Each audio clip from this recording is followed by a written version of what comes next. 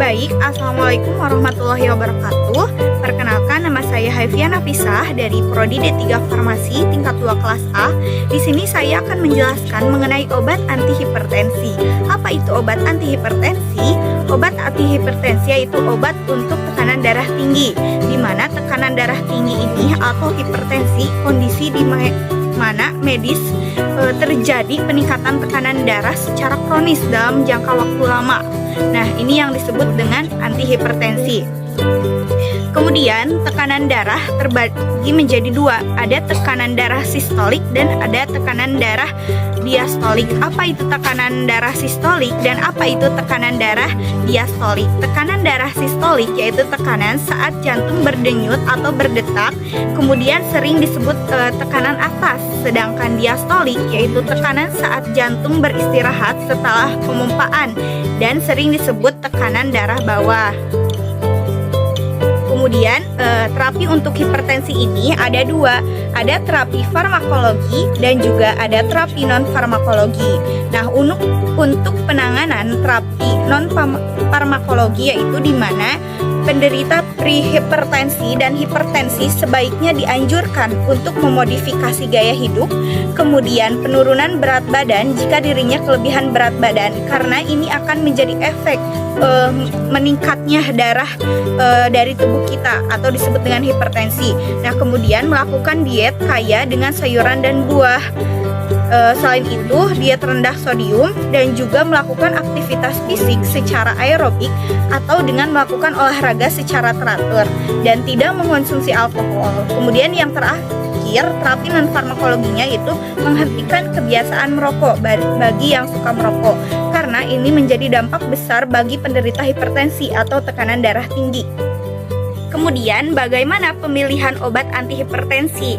Yang dilihat dari keparahan penyakit. Kemudian yang kedua, lihat efek obat terlebih dahulu. Setelah itu, lihat efek samping dari obat antihipertensi tersebut. Kemudian apa komplikasi penyakitnya? Karena obat itu harus disesuaikan dengan penyakitnya. Jangan sampai salah memberikan. Kemudian lihat harga dari obat dalam tersebut. Penanganan hipertensi, para ahli umumnya mengacu pada guideline yang ada. Salah satu guideline-nya yaitu terbaru yang dapat dijadikan acuan dalam penanganan hipertensi di Indonesia, yaitu adalah Guideline Joint National Committees atau disebut JNC 8 yang dipublikasikan pada tahun 2014. Golongan-golongan obat antihipertensi yang pertama yaitu golongan diuretik. Nah, diuretik ini merupakan first line terapi untuk antihipertensi. Kemudian mekanismenya yaitu untuk meningkatkan ekskresi NaCl dan air dengan mengurangi volume plasma dan cairan ekstrasel, kemudian curah jantung turun dan TD turun. Nah, sangat efektif menurunkan TD dengan kombinasi antihipertensi lainnya. TD itu yaitu tekanan darah. Kemudian ada thiazid. Nah, dosis thiazid, dosis yang diberikan pada pagi hari untuk menghindari terjadinya nocturnal diuresis. Kemudian efek sampingnya hipokalemia, hipomagnesemia, neksia dan hiperkalsemia, kemudian hiperuresemia dan hiperglikemia dan hiperlipidemia dan sexual dysfunction.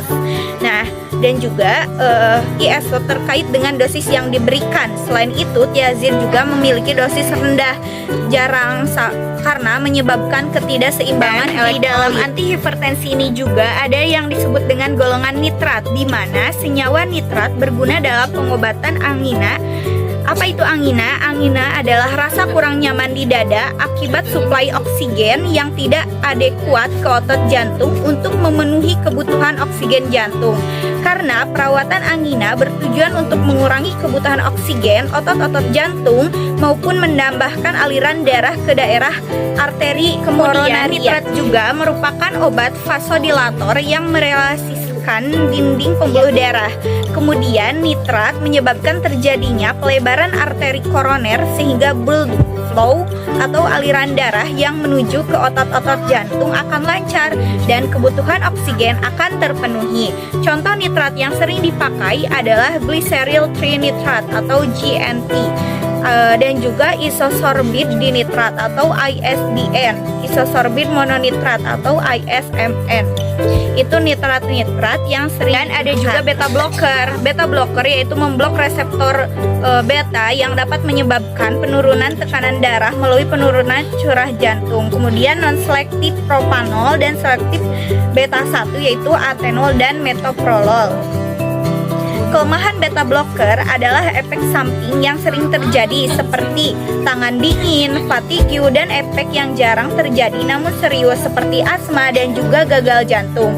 Beta blocker juga cenderung meninggalkan trigliserida dan menurunkan kadar HDL. Dan tadi sudah dijelaskan mengenai beta blocker, dan yang terakhir ada alpha blocker di dalam antihipertensi ini. Alpha blocker yaitu obat-obatan alpha blocker bekerja dengan menghambat rangsangan pada reseptor yang disebut alpha adrenergic, sehingga dikenal juga dengan obat antagonis alpha adrenergic. Agen ini merupakan agen penghambat adrenergic atau agen penghambat alpha. Nah, obat-obat yang termasuk ke dalam alpha blocker yaitu doxazosin, indoramin, dan varojosin HCl.